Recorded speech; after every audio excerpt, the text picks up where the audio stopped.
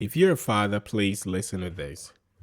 Take your place when it comes to raising or nurturing your children, especially your sons. I don't think I need to stress on the importance of fathers in the house. Fathers are important, period. There are things that only fathers can do, and that's true. The same goes with mothers. There are things that only mothers can do. Yeah, mothers, you can, train and learn to step in to help in those areas in the absence of the father. But at that point, we're talking damage control. There is so much, there's so much essence in the presence of a father. Fathers are important. Like, I cannot tell you the number of times Charlie has just looked at me and mimicked something I was doing. His desire is to be like me. Charlie would say it how I said. He chews his food how I chew my food. My mannerisms, the posture I take in prayer. He looks at me and he does the same. Even when we're in church, he looks up and if I raise my hand, he will raise his hand. There is this natural, innate desire, especially in boys, to become like their father.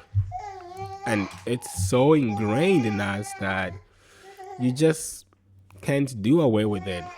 Boys want to be like their dads. And so it hurts them when the father is not actively involved in their upbringing because they look to the father. You want to come to daddy? Speaking of looking to the father, there is one.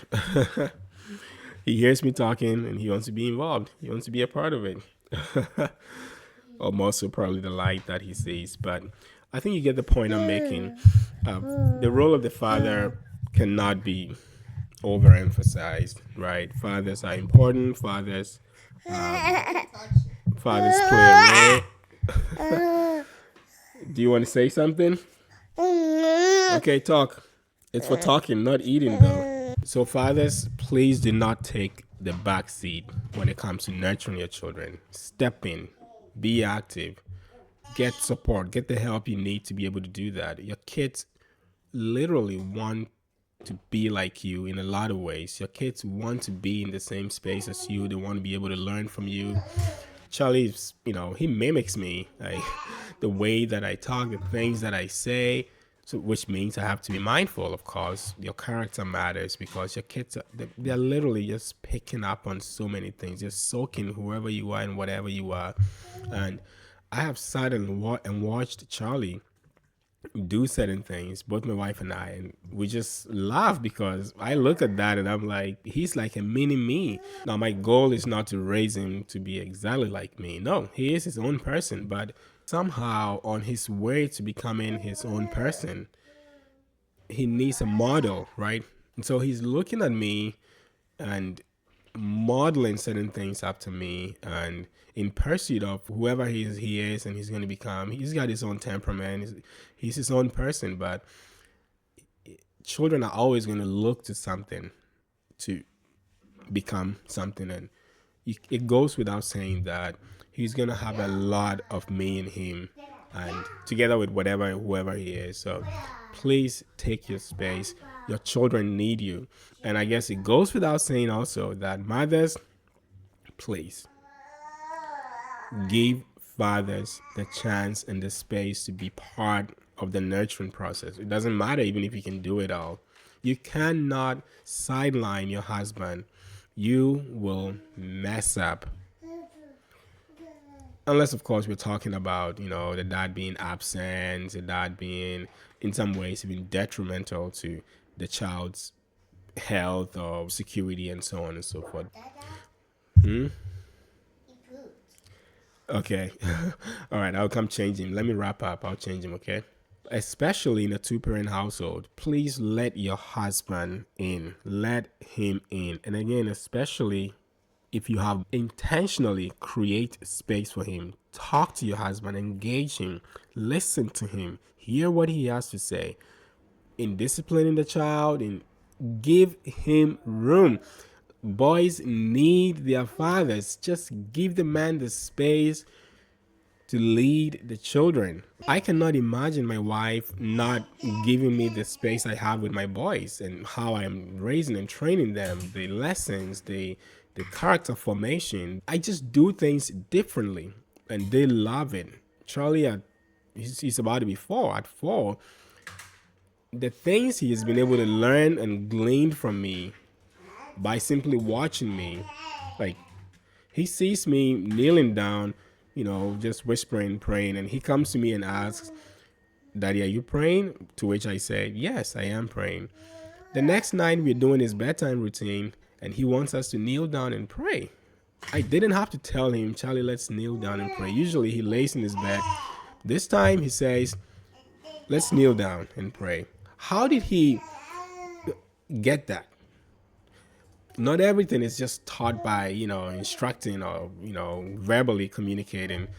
Certain things are caught. He just caught it. Okay, I think I want to be in this posture similar to my dad when I pray. And that's so profound. And so you can imagine all the different things, all the other things that he's seen me do, my work ethic, whatever it is, the way I talk to people, the way I carry myself about, the way I treat his mom. He's learning to be a husband, even at this age, even though he's nowhere near getting married, but he sees the way I communicate with his mom, how I treat his mom, how affectionate I am toward his mom, and it's forming in him. That seed is being sown. So please, mothers, please, wives, give your husbands the space. Boys especially need their fathers. Even girls do also. Just give the man the space to be the father. And fathers, take that space. Take it. It doesn't mean you're going to get everything right and perfect. Embrace even the mistakes and some of the challenges and errors that you would face. But it's there for you. I believe fathers are ordained to be in that position. I treat my home as a sanctuary. Like, it's no different from the church. That's the way I think about it. And I approach it as a priest approaches the church. That's one of the foundational truths I have laid in my house. So can you imagine me not having the liberty and the space to be the man that I am? Like, it's going to affect so many things. The way the home is even structured, my presence is not going to be fully 100%, but I have that, and thanks to my wife, that's not something we struggle with. She wants me to have that space, and I take that space. I take it, and I initiate things. I say, we're going to do this. This is what I'm going to teach the children. I'm very intentional about it. I spend time meditating and writing things down. The foundational level, this is what I'm going to be teaching. Everything you see us, or you see me do with Charlie, it's not just, out of nothing. There will be no problem with it, even if that was the case, but it's not. Like, I'm intentionally invested in my home, in my children, in the leadership role that I have, in the nurturing of my kids, and I love it. It challenges me every day. It draws me closer to God because I need him to keep going. So you lose a lot and you leave a lot on the table when you don't step in or take that space. It's yours, and take it, fathers. And mothers, please make way for the fathers. Don't fight your husband. Don't argue your husband. Submit in those areas. Let him lead, especially with your boys. Give him the space to train them, to nurture them. There are things that your husband can do that it doesn't matter how many conferences you attend, how many books you read, you won't be able to do them. Please give your man the space and check in with each other, support each other, and man, take your space. I hope you find this helpful. Thank you. Let me know in the comments if this is useful to you. If you have questions, feel free to put them in. I'll be happy to answer them.